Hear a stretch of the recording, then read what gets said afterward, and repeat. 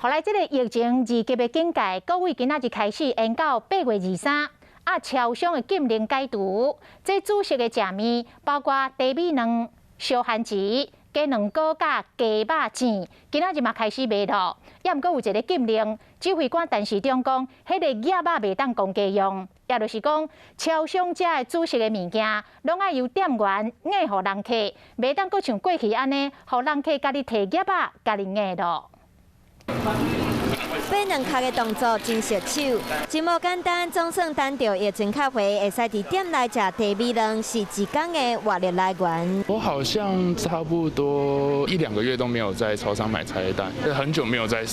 店面里面吃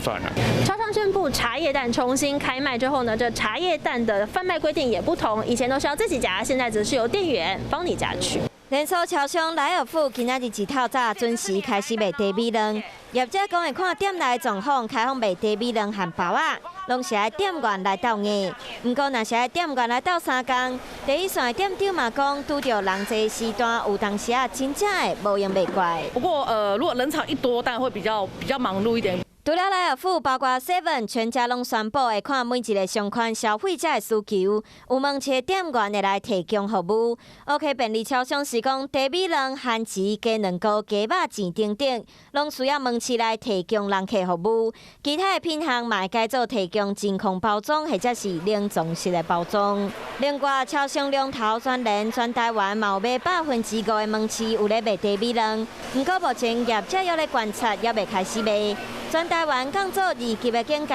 业者要是做好严格的防疫规范，重新来开放，无希望因为一时的大意，互防疫拢总变白了工。